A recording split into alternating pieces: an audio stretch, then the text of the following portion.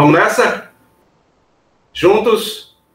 Dali concurseira, sejam todos bem-vindos, sejam todas bem-vindas. É isso, professor Cláudio Feitosa, aqui com vocês, direto de Fortaleza, mas para o Cariri, para todo o interior do estado, via IB Concursos, certamente o maior preparatório do estado do Ceará, do interior do estado, do Cariri, enfim, cada vez mais juntos na sua preparação rumo à aprovação. Hoje quero dar um alô especial, o pessoal que já está com a gente, o Jussier Júnior, a Daniele também, o Simon, Carlos Alberto, e o pessoal que vai chegando aí. Salve, salve a todos. Fiquem à vontade para mandarem as perguntas sobre o nosso concurso, dúvidas sobre nosso próximo concurso, talvez não, certamente o maior concurso público desse ano na área federal, o concurso do INSS. Nesse momento, todo mundo já está à espera, na expectativa de sair o edital. Segundo os últimos acenos, né? Se falava que final de março, começo de abril, mas eu digo assim, sempre existe uma margenzinha de atraso, e talvez isso seja até um ponto favorável à nossa preparação. Beleza? Tudo certo com vocês? Tranquilo? O áudio está ok? Se estiver tudo ok, dá só um joinha aí para a gente seguir com tranquilidade e avançar, então, no nosso conteúdo. Beleza, Carlos Alberto, ok? Jussier Júnior, show de bola. Essa semana todinha aí de preparação, de esquenta para o nosso concurso do INSS, o nosso preparatório do concurso do INSS, né? Estava vendo a programação de vocês, ótimo que seja assim, porque sempre digo, nesses mais de 10 anos lecionando nessa área de direito administrativo, que também é a área que eu advogo, que a preparação com sucesso não é após o edital, é exatamente nesse momento pré-edital, que a gente consegue fazer a diferença. Porque depois do edital, todo mundo estuda, mais ou menos, mas todo mundo estuda pós-edital. A diferença é exatamente agora, e por isso, então, essa preparação, essa semana de esquentas, para que em breve, já na próxima semana, a gente possa ter exatamente o início do nosso curso aí no IB Concursos. E assim, exatamente dessa forma, usando a plataforma Meet, normalmente com a disponibilização de materiais, com questões, os slides, enfim, otimizando na medida do que é possível a sua preparação, porque mais se tornar simplesmente competitivo, é claro, fazer parte desse seu sonho, dessa vontade de se tornar servidor público, e não é qualquer servidor, né, Major? Servidor público federal com diversos concursos. Olha, no mês passado, janeiro, mais ou menos dia 15 de janeiro, nós fizemos uma live, eu e a professora Bruna, que é professora de Direito Previdenciário aqui da casa, do IB Concurso.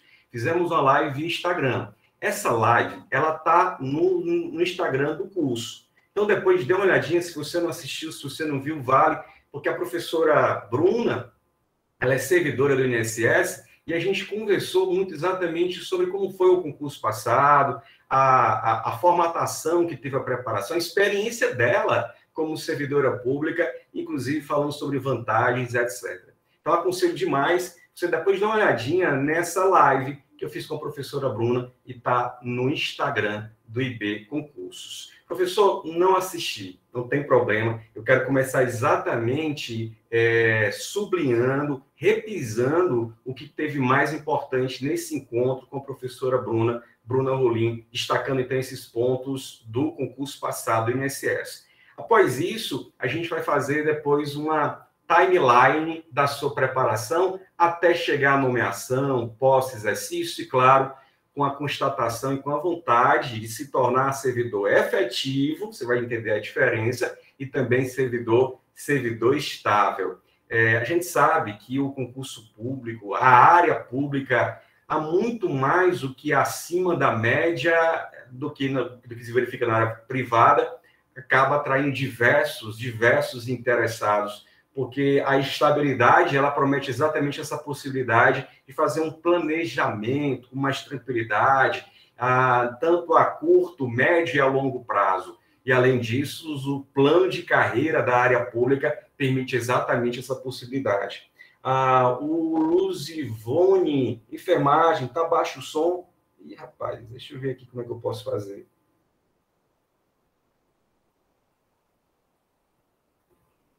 Vamos ver se melhora um pouquinho.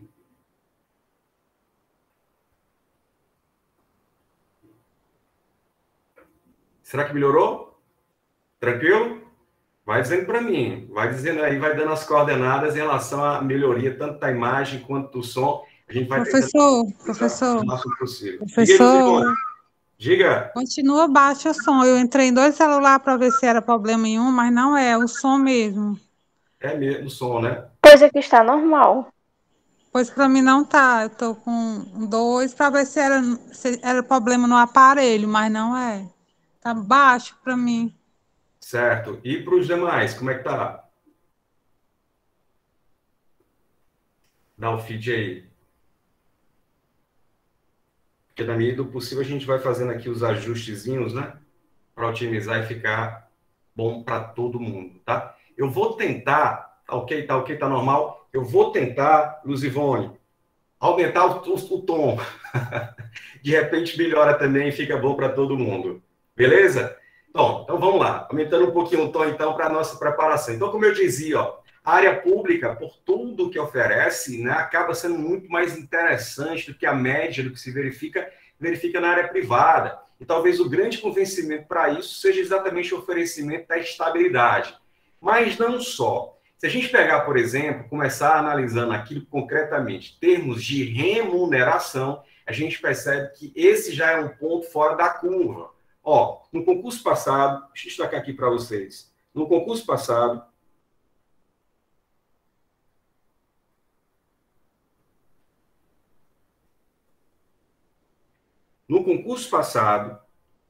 já se colocava o pagamento de termos de remuneração, como vocês sabem, ó, aproximadamente em torno de R$ 5.500. Joia? Lembrando que isso é exatamente o termo remuneratório inicial, exatamente assim o valor líquido do pagamento. Só que, além disso, existe o vale alimentação de mais R$ 500. Existe o auxílio transporte,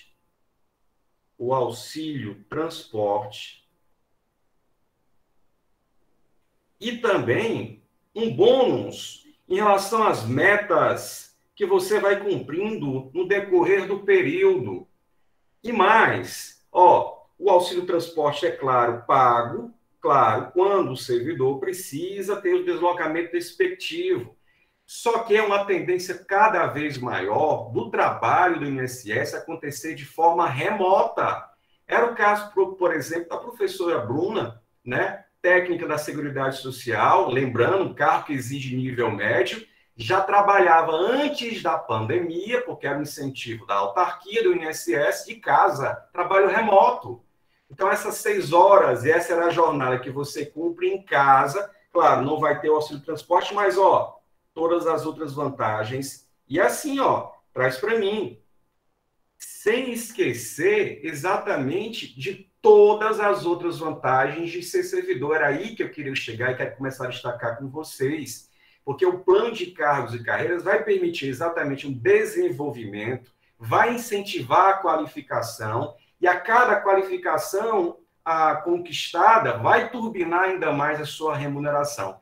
Então, claro, no íntimo, se a gente está aqui interessado no concurso público, a gente sabe exatamente de todos esses atrativos da área pública de modo geral. Mas no caso específico do INSS, exatamente já essas vantagens desde o início. Remuneração de aproximadamente R$ 5.500, mais o vale alimentação de aproximadamente R$ 500, e os bônus respectivos. Mas, repito, sem ainda mencionar as outras vantagens que os servidores públicos possuem, quando comparado em detrimento, eu diria, até mesmo da área privada.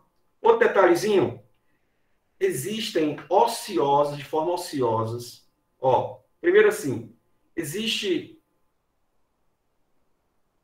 deixa eu apagar aqui, ó, existe no INSS 34.230 cargos, tá? Uma estimativa de aproximadamente 34.230 cargos. Acompanhe comigo, ó. Desses, olha o tanto, 20.265 cargos estão vagos. Já pensou? Dos 34 mil existentes, 20.265 aproximadamente, porque essa conta ela alterna mês a mês, né, com aposentadorias, desligamentos, enfim, nós temos, vou colocar aqui para vocês, 20.265 cargos. Deixa eu compartilhar aqui com vocês.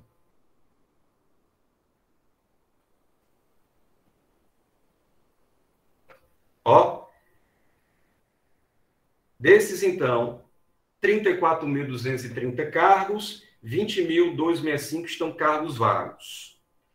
Foi sugerido, foi planejado para o próximo concurso, estava pelo menos no projeto da lei orçamentária, ainda no ano passado, esse quantitativo aqui, número de vagas para o próximo concurso, aqui são as vagas aciosas, certo? Os cargos com as vagas. Foi pedido para o próximo concurso 7.000, é isso mesmo? 7.575 vagas. Isso compreende tanto os cargos de nível médio, que é o técnico da Seguridade Social, como os cargos de analistas. Só que desses 7.575, a maior parte esmagadora é para técnico. Professor, mas será que sai isso tudo de uma vez? Bom, vamos imaginar que não. Lembrando que isso aqui foi o diagnóstico para o próximo concurso. Mas vamos imaginar que não. Vamos imaginar que seja a metade, gente, disso. A metade disso. Vou até arredondar ainda mais para menos. Vou imaginar que o próximo concurso saia com 3.000 vagas. Olha só, um baita concurso com esse quantitativo de vagas, com esse cenário aqui remuneratório e fazendo a projeção para bem menos. 3.000. Professor, quantas vagas foram no concurso passado? Aproximadamente 900 vagas. Só que o concurso imediatamente anterior não tinha sido há muito tempo. E esse concurso de 2015, 2016, olha, imagine já quanto tempo, né? Então, há uma necessidade, aí volta para mim, há uma necessidade constatada para ontem da necessidade de fazer o concurso, porque não tem jeito para ocupar essas vagas de cargos efetivos. A Constituição, pelo menos até agora, só determina um caminho, a realização de concursos públicos respectivos. Então, fazendo uma projeção para baixo, aí, vamos colocar, então, 3.000 vagas. O concurso passado foram em torno de 900, mas o concurso anterior foi bem menos tempo. Esse já faz um tempo, 2015, 2016, para esse concurso. Imagina a quantidade de servidores que foram desligados, se aposentaram, foram exonerados, enfim, vários cargos ficaram ociosos nesse período. Então, por tudo, repito, só para chegar de novo a essa constatação, tende a ser o maior concurso público na área federal em 2022. E com essa projeção para o concurso maio, abril, vamos dar aquele delay normalmente que existe nessa organização? Ótimo, vai ser ao nosso favor, desde que a gente faça aquilo. O quê? De começar a preparação logo, fazer o que os aprovados fazem, estudar exatamente antes do edital. No edital passado, a prova, vou colocar aqui para vocês, no edital passado, a prova, ela era constituída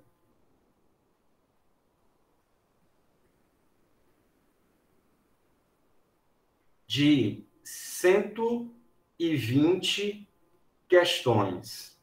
No concurso passado, eram 120 questões.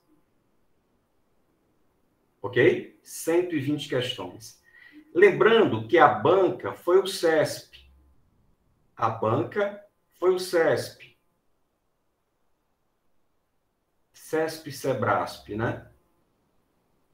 Ok? Que aquelas que a gente coloca questões, é preciso, para quem está começando, lembrar disso, né? São as questões tipo item, certo ou errado, né? Não são 120 questões de ABCDE, porque aí seria enorme a questão, seria enorme o concurso. Mas 120 questões, quer dizer, 120 itens, para julgar se está certo, se está errado. Aí acompanhe comigo. Dessas 70 questões eram de conhecimentos específicos,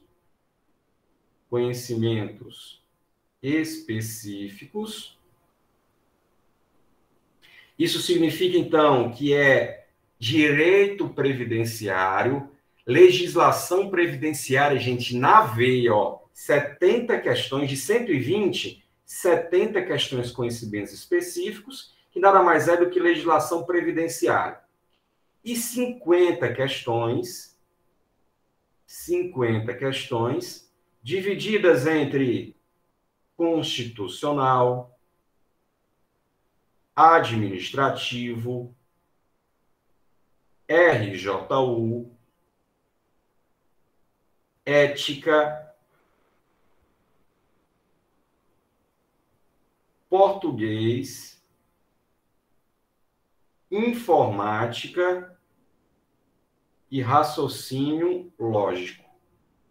Ok? Das 50 questões, envolvia conteúdo de direito constitucional, direito administrativo, RJU, que é a Lei 8.112, ética, língua portuguesa, informática e raciocínio lógico.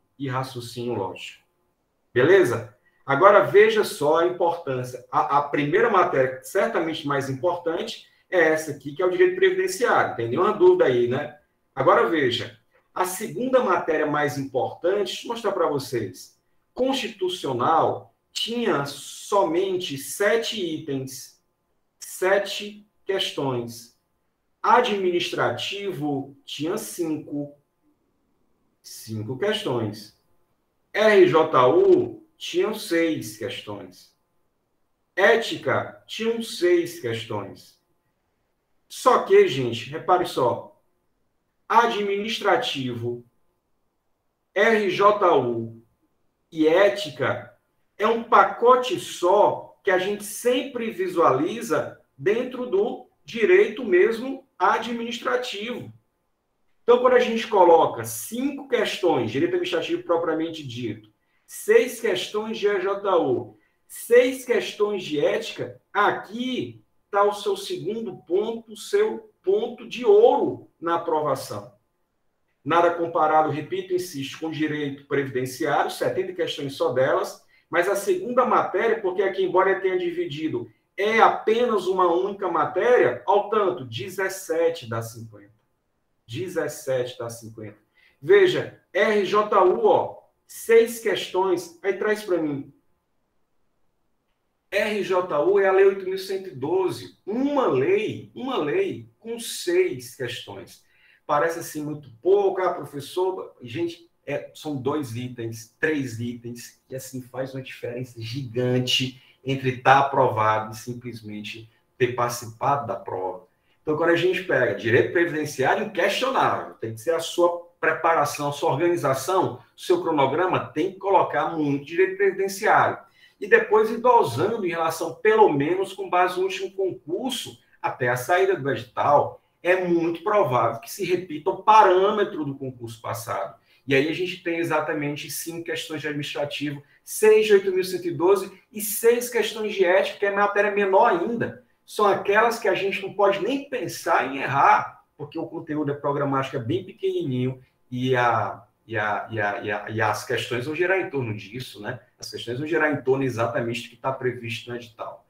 Fechado? Então, só para dizer aqui nesse quadro que realmente direito previdenciário vai fazer parte da mais da metade do seu estudo, mas sem esquecer as demais, especialmente dessa parte, trazer aqui um pouco da nossa matéria, que é o direito administrativo, que engloba tanto o direito administrativo propriamente dito aqui, como o RJU, como também as questões de ética.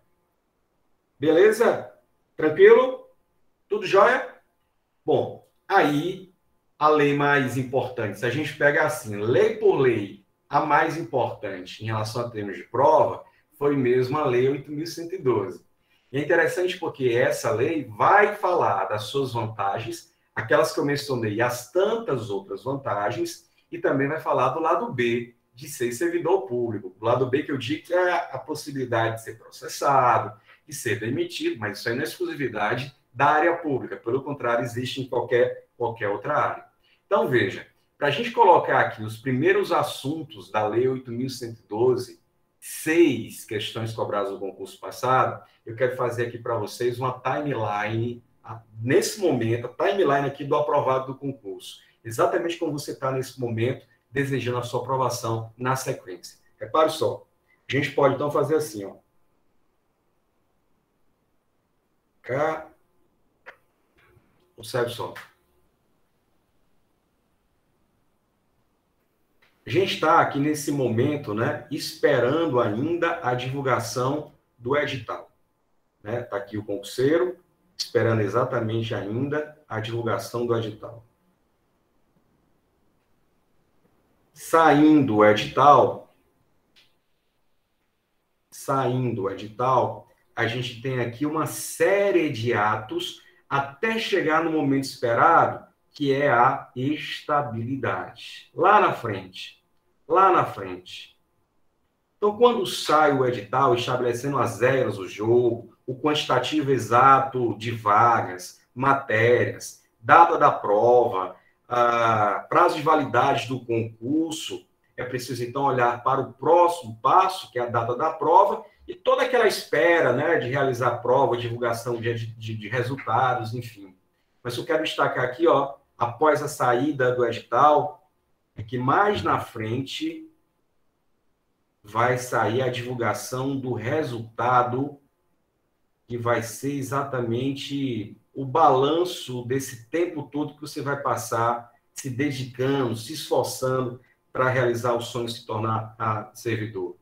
Resultado da aprovação, para que o poder público possa realizar os próximos atos, e aí vale fazer o destaque aqui da nomeação.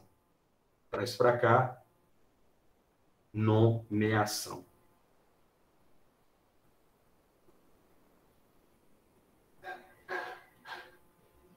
Diz a 8.112, lei 8.112, que a nomeação é a forma de provimento na qual vai acoplar o seu nome ao cargo público. É um ato que depende apenas da administração pública. Se diz que é um ato unilateral. Por quê? Porque depende só da administração pública. Então, a gente começa aqui a imaginar com a saída do edital, a realização das provas, divulgação dos resultados, e depois a nomeação dos aprovados no concurso. Nomeação dos aprovados no concurso. Aí, volta para mim, traz para mim. Professor, esses aprovados, com esse resultado que você colocou, o poder público é obrigado a chamar?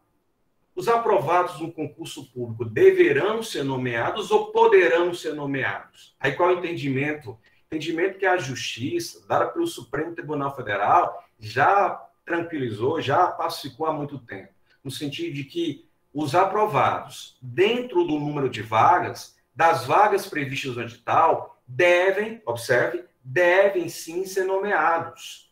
Então, aquela história, se forem realmente 3.000 vagas ofertadas, o poder público deve nomear, fazer o dever de casa, nomear pelo menos esses 3.000 aprovados no concurso.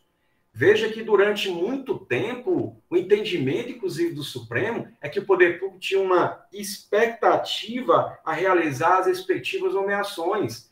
Podia nomear ou não nomear. Esse entendimento absurdo predominou há muito tempo, foi superado há muito tempo. Então, hoje, se forem 3.000 vagas anunciadas, os 3.000 candidatos aprovados, divulgados no resultado, deverão ser nomeados. O Jussier pergunta, professor, será que vai cair a questão da nova lei de licitações? Jussier, interessante sua pergunta, né? Será que o edital vai colocar como matéria dentro do direito administrativo a nova lei de licitações? Veja, no edital passado não caía licitação. Olha que massa. No edital passado não caía licitação. Então, se a gente imaginar que há uma tendência deles repetirem nos editais o que já foi colocado no outro, então, com essa perspectiva, pode ser que nem caia licitação. Professor, e qual foi o conteúdo de direito administrativo que apareceu? Princípios, organização da administração pública, atos, me lembro que caíram 3 questões de atos dessas 5 de administrativo, controle, responsabilidade civil, mas não caía licitação. Não estou dizendo que não possa cair, mas se a gente pegar sempre, em qualquer matéria, né, com parâmetro os editais passados, realmente não tinha, não estava. Então, há uma possibilidade, até mesmo, viu, José, de não aparecer nem a nova, nem a velha lei de licitação. Vamos só esperar, então, para ver se confirma. Beleza? Tranquilo? Então, voltando, ó, se a gente pegar, então, o nosso concurso público, lembrando, os aprovados, resultado, colocando, então, os aprovados no concurso, dentro das vagas, deverão ser, traz para cá, nomeados. Deverão ser nomeados durante o prazo de validade do concurso. Nomeação. Aí veja, professor, a nomeação é aquele ato, então, que sai no Diário Oficial, né? Exatamente. Está lá no Diário Oficial o seu nome acoplado a um cargo. Show de bola. Significa, então, que você já é, para todos os fins, servidor público? Não. Porque esse ato é, digamos, um convite oficializado que a administração pública está fazendo, colocando o seu nome no cargo. Mas será que o CT ainda tem interesse? Porque pode ter passado, gente, um tempo até aqui, ó.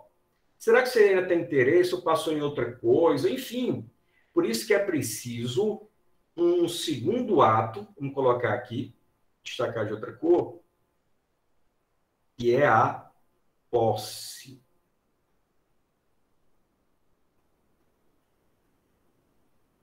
A posse.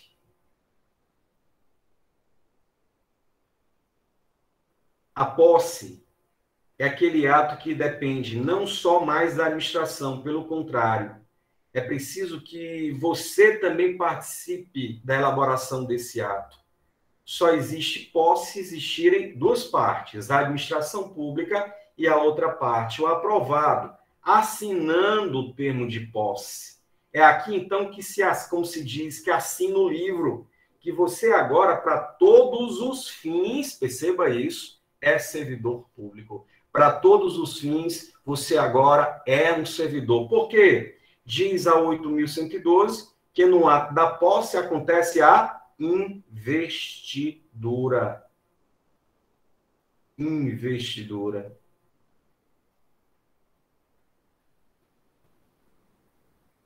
Então, meus amigos, com a posse, assinou o livro, show de bola, você agora é servidor público.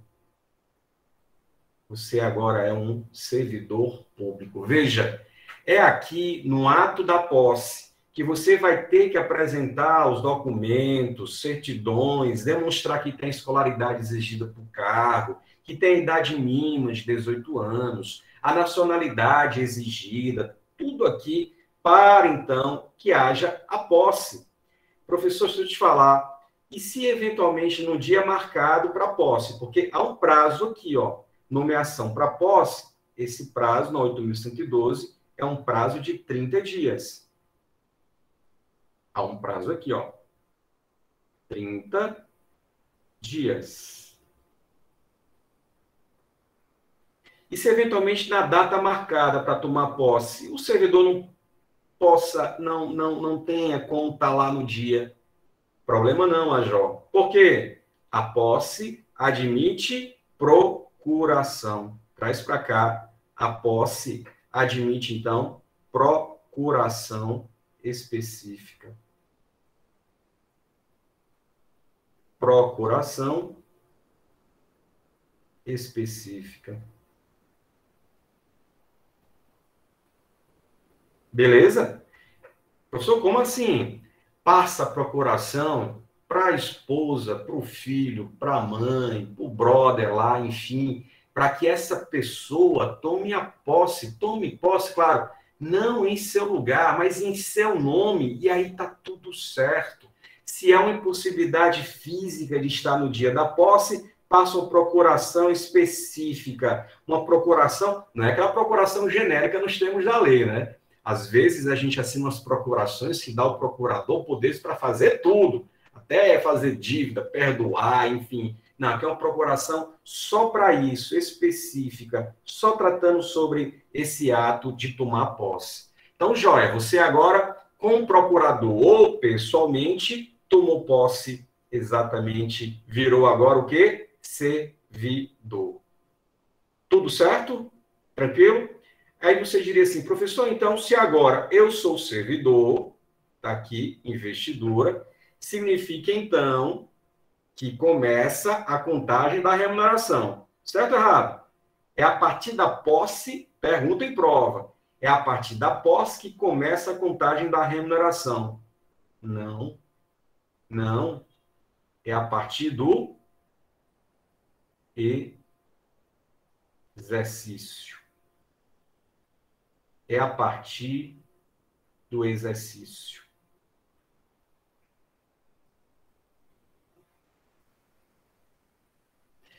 Então, a nomeação é o seu nome publicado no Diário Oficial, você comparece ou por procurador assina o livro e demonstra que tem os requisitos, dentre eles a escolaridade, assina o livro, virou servidor, mas precisa começar a trabalhar e há um prazo aqui entre a posse e o exercício. Que prazo é esse? Traz para cá um prazo de 15 dias. 15 dias. Beleza? Olha os prazos, hein? Nomeação para posse, 30 dias. Posse e exercício, um prazo de 15 dias. Professor, mas não entendi ainda. O que é o exercício? Aí traz para mim. É aquele momento, então, que você, servidor, vai começar a desempenhar as atribuições do seu cargo. É realmente o primeiro contato com a autarquia, o primeiro contato com os colegas novos de trabalho, é certamente o primeiro aceno que você vai ter como profissional. Mas isso é importante porque, além de toda a simbologia que significa começar a trabalhar no concurso, no cargo conquistado, com muito suor e sangue por conta do concurso, é a partir do exercício que a recompensa imediata para isso fica cada vez mais nítida, porque é a partir do exercício que começa, então, a contagem da remuneração. Não só da remuneração, das férias, das licenças, de afastamentos. É a partir, então, do exercício, o início das atribuições do cargo, o dia que você começou a trabalhar, que a partir daí é só lucro. Agora sim, a coisa vem e vem com força, porque é remuneração, férias, estágio probatório e também a estabilidade. Tranquilo? É a partir do exercício, então, que começa, então, a contagem de todas essas vantagens. Vou voltar para a tela. Vou representar apenas com o cifrãozinho da remuneração para a gente falar um pouquinho sobre o nosso objetivo ali, que é a estabilidade. Veja só. É a partir, então, do exercício que começa a contagem da estabilidade e da aqui, ó, maravilhas, né? Da remuneração, tá? É a partir do exercício também, como eu disse, que começa a contagem, traz para cá, né? A contagem para se adquirir a estabilidade.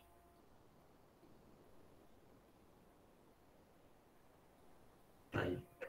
A partir do exercício, começa então o início para contar o prazo. E qual é o prazo para se adquirir a estabilidade? É um prazo de 3 anos.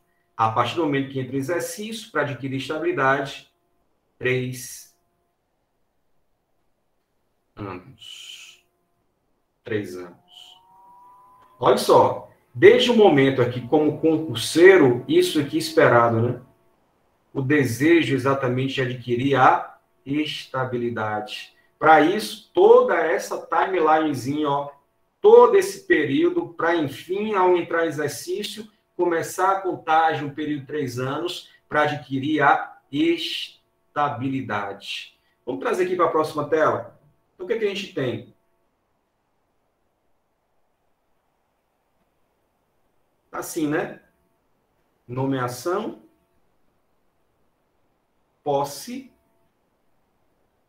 exercício,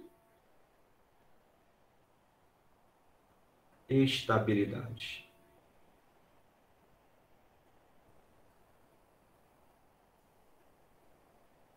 Estabilidade.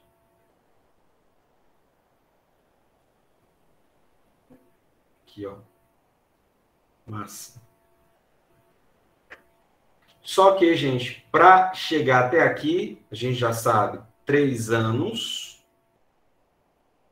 período de 3 anos, e é preciso, gente, passar pelo estágio probatório. Estágio probatório.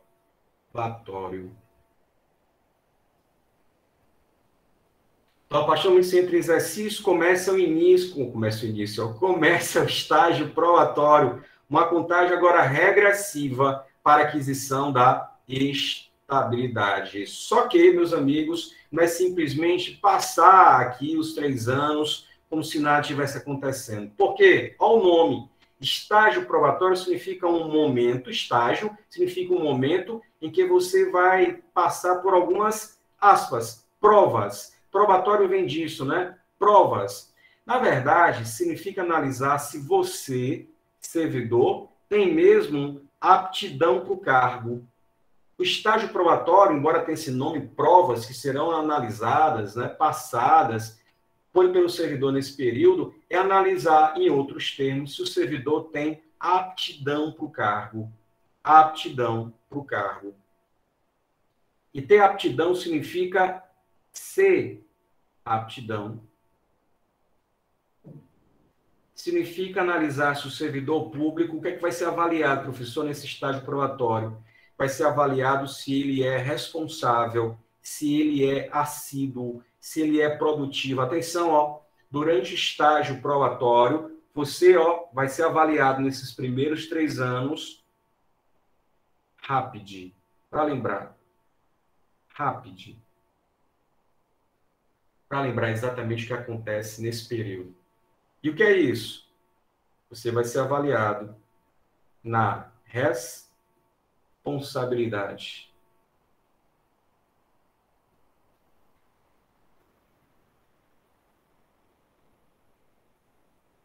Será que o servidor, nesses primeiros 3 anos, ele é responsável? Vai ser observada a sua assiduidade.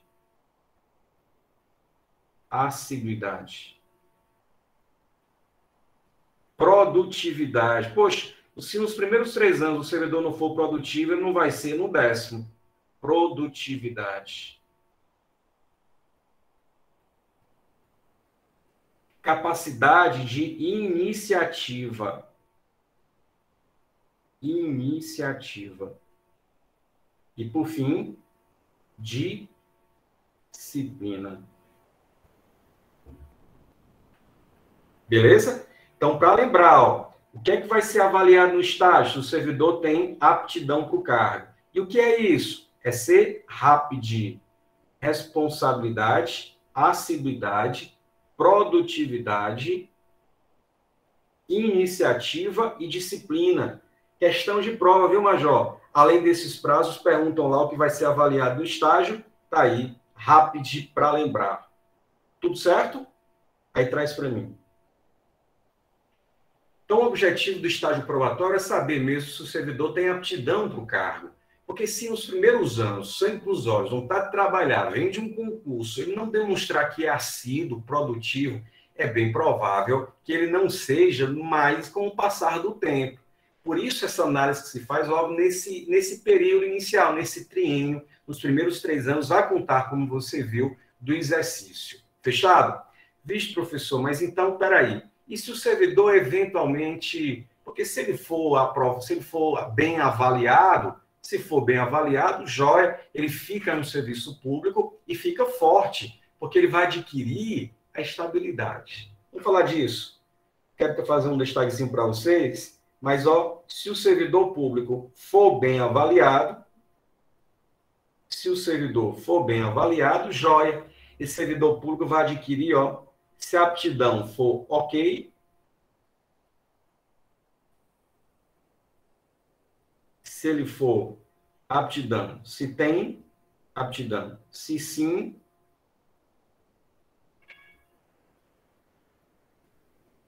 ó, estabilidade. Olha que maravilha. Então, desde o momento pré-edital, edital, nomeação, pós-exercício, começou o estágio probatório, rápido, deu certo, sim, ele é estável, sim, digo, ele é rápido, show de bola, ele adquire a estabilidade. Beleza? Agora, o que pode dar certo também pode dar errado. E se for mal avaliado, né? E se o servidor público não for considerado apto, não tiver aptidão para o cargo? Se não? E se não?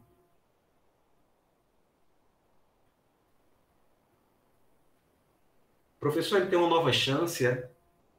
Se ele for reprovado porque foi constatado que ele faltava muito, ele tem um novo período para demonstrar que é assíduo? Não.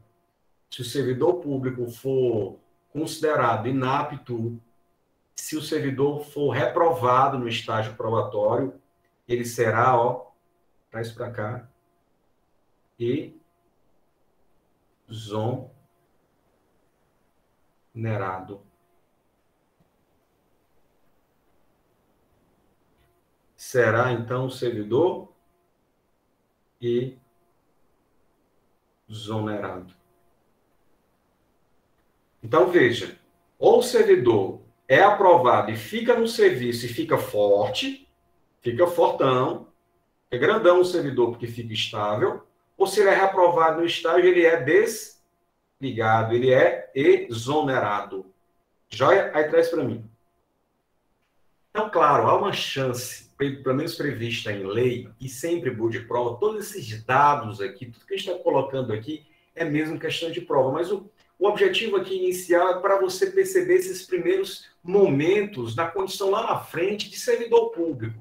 E na perspectiva, claro, se tornar estável, e tem todo esse passo a passo, mas imaginando hipoteticamente a possibilidade de não passar no estágio probatório. Eu digo que é super remoto, é super apenas hipotético, porque eu não conheço, nem de ouvir falar, alguém que ouviu porque disse alguém, nada reprovado no estágio probatório. Isso porque as avaliações que acontecem ainda no serviço público, claro, com raríssimas exceções, portanto, de um modo geral, essas avaliações acontecem ainda de forma muito superficial. O que eu costumo muito perguntar quando me reencontro com um ex-aluno é exatamente isso. Cara, como é que foi seu estágio probatório? Como é que está o estágio probatório? E quase invariavelmente a resposta é: professor, de boa, super tranquilo, sem nenhum problema. Teve uma avaliaçãozinha lá, alguns dizem, teve uma avaliação no final, mas me deram lá uma papelada para que eu me avaliasse. Autoavaliação. E aí, tu botou o quê? Ele dizia, botei 8 em assiduidade, botei 8. Acontece, infelizmente, eu digo isso porque, eventualmente, se um servidor não tem aptidão para o cargo, realmente deveria ser desligado, exonerado, para que chamasse um que tivesse, possivelmente, essa condição. Mas as avaliações, elas não acontecem. Quer dizer, é mais para fins de prova, porque é hipotético alguém ser reprovado no estágio probatório, do que uma preocupação que isso possa gerar ou de acontecer uma eventual reprovação, exoneração no estágio probatório. E é claro, uma vez acontecendo isso, há sempre a possibilidade de se questionar no Poder Judiciário, na via administrativa, no Poder Judiciário, a razão pela qual aconteceu o desligamento. Porque o poder público ele precisa dizer por que está desligando, ele precisa dizer por que está exonerando. Então, se eventualmente ele está dizendo porque é faltoso, porque não é assíduo, eu posso, então, demonstrar que o poder público está muito equivocado, para dizer o menos. Porque até faltei algumas vezes, mas foram justificadas, com receitas e guias médicas, e à época abonado. Como é que agora o poder público está me reprovando por ser assíduo? Percebe? O poder público, então, diz a razão pela qual alguém é reprovado em estágio probatório, E essa razão, claro, tem que ser verdadeira. Porque senão eu posso contestar, inclusive, em última análise, judicialmente isso. Mas nem de processos assim a gente ouve muito falar, porque acontece raríssimas mesmo. Raramente são os casos em que acontece uma reprovação no estágio probatório. Joia? Então, o mais comum, volta para cá, realmente o mais comum é o servidor público adquirir a estabilidade, que precisa, então, de tudo isso. Agora, note a pergunta. Se caísse em prova que o servidor público, ele será efetivo, se caísse em prova, certo ou errado, é o tipo do CESP, o servidor público será efetivo após 3 anos de exercício. Diz para mim aí. Quero que vocês agora coloquem aí o que é que vocês acham. Esse item, o servidor público será efetivo após 3 anos de exercício. Tá certo ou tá errado? Vê se tá claro para todo mundo. Isso tá certo ou tá errado? Diz aí para mim. Crava aí para mim. Diz para mim o que é que você acha. Servidor adquire efetividade, é efetivo após 3 anos de exercício. O Zivone, certo, cravou que está certo. Quem mais? Servidor será efetivo após 3 anos. Diz aí. Sebastião cravou falso. Mais alguém?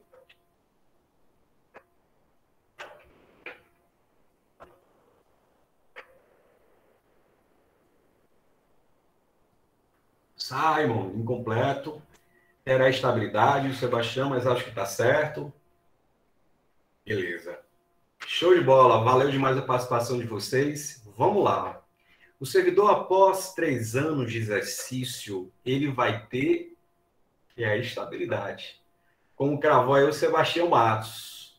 O que ele vai ter, o que você vai ter após 3 anos de exercício é a estabilidade. Efetividade é uma qualidade, é uma característica do seu cargo. O cargo que você vai ocupar quando tomou posse, nomeado, assinou o livro, tomou posse, é o cargo efetivo. Então, você já é efetivo desde o momento que tomou posse, que teve a investidura, virou servidor público. Agora, a estabilidade, não confundir então, é que vai ser após 3 anos de exercício. Fechado? Então, cuidado, porque é muito comum, né? No dia a dia, a gente trocar, ele vai adquirir a efetividade. A efetividade após 3 anos de trabalho. Na verdade, está falso. A efetividade é desde o primeiro dia. Pelo menos comparando, ou tendo como início, o momento que ele virou servidor, que foi no ato que assinou o livro, que tomou posse. Tranquilo? Então, é como se dissesse que a estabilidade exige que você tenha efetividade. Porque para você se tornar estável, você precisa passar num concurso para o cargo efetivo. O nome do cargo que exige concurso, a qualidade do cargo que exige concurso, é desse, cargo efetivo. Tudo certo? Então, voltando para a questão, acompanhe só. Essa questão, se aparecesse algo assim, estaria falso, errado, falso, muito falso. Aqui, ó. Errado. Joia? Após 3 anos, será estável.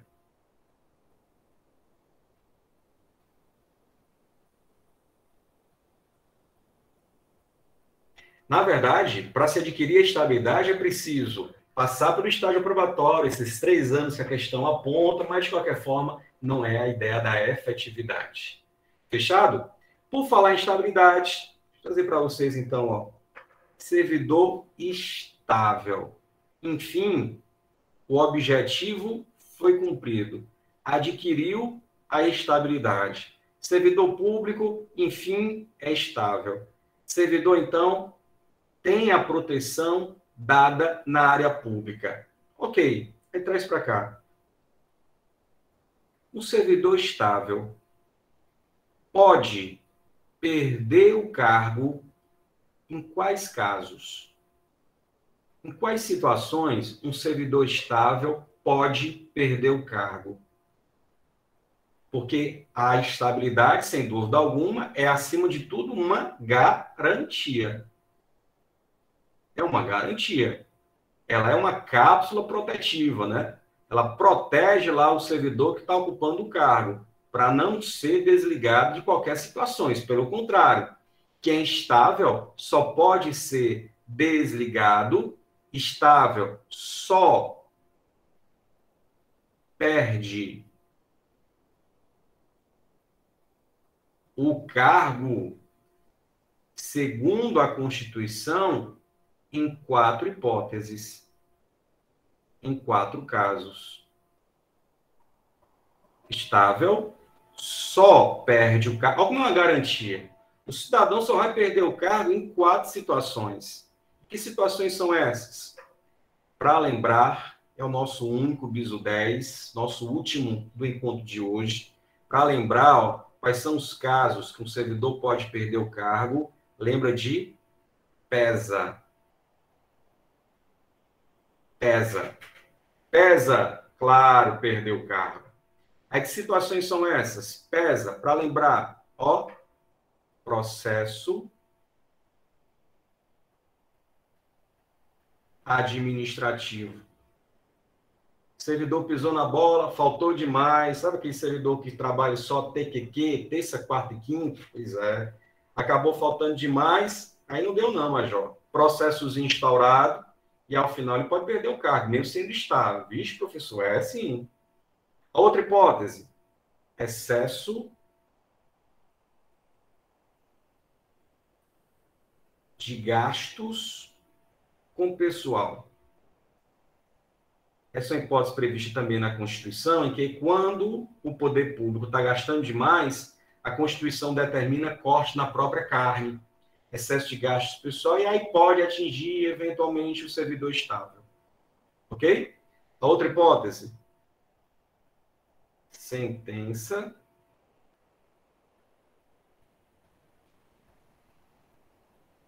transitada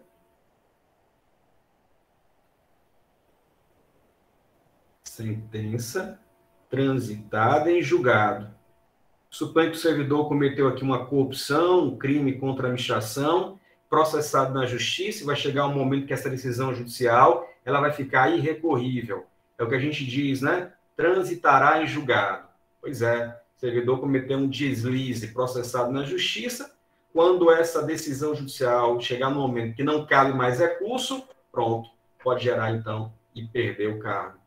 E a última hipótese é por avaliação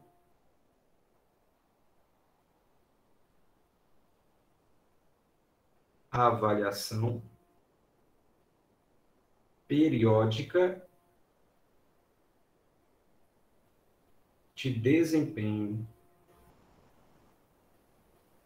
Avaliação periódica de desempenho.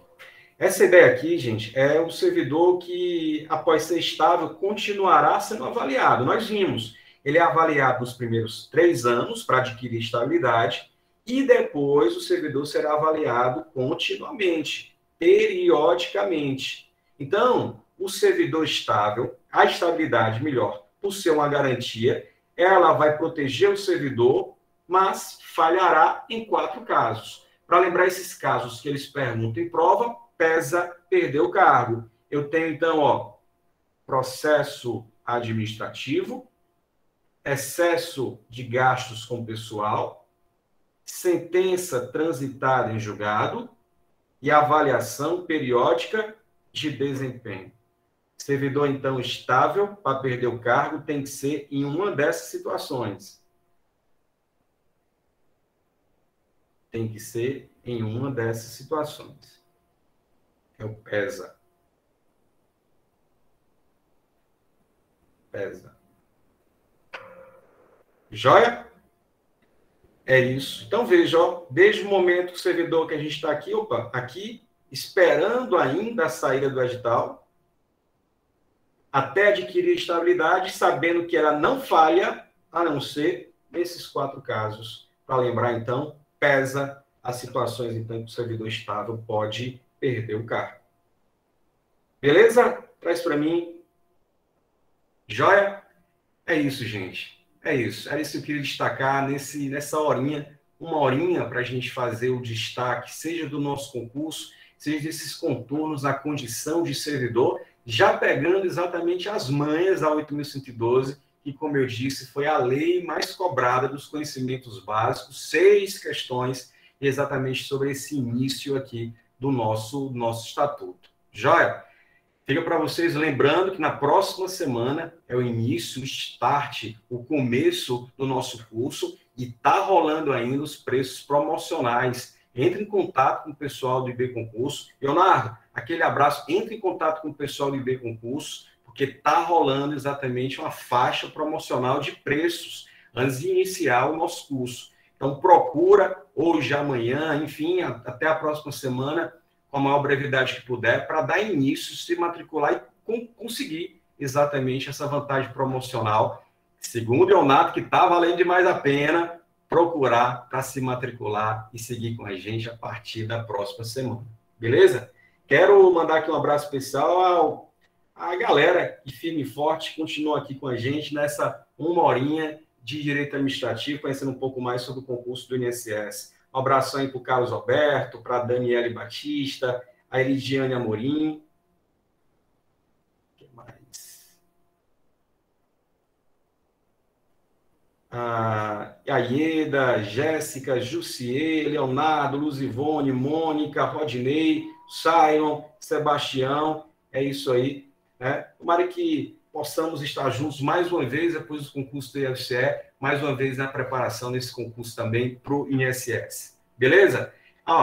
Qualquer dúvida, qualquer ponto, mais mnemônicos, mapas mentais, você pode, com facilidade, conseguir lá no nosso Instagram. Nosso Instagram, facinho, você chega lá,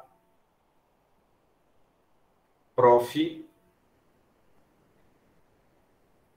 Clóvis Feitosa. Ok? Qualquer dúvida, qualquer esclarecimento, nosso Instagram, Prof. Clóvis Feitosa. Aguardo você lá, mas aguardo especialmente aqui no IB Concurso a partir da próxima semana. Beleza? Valeu, gente. Obrigado, Daniela. Valeu, Sebastião. Valeu todos. Salve, salve. Estamos juntos. Vamos nessa. Dali.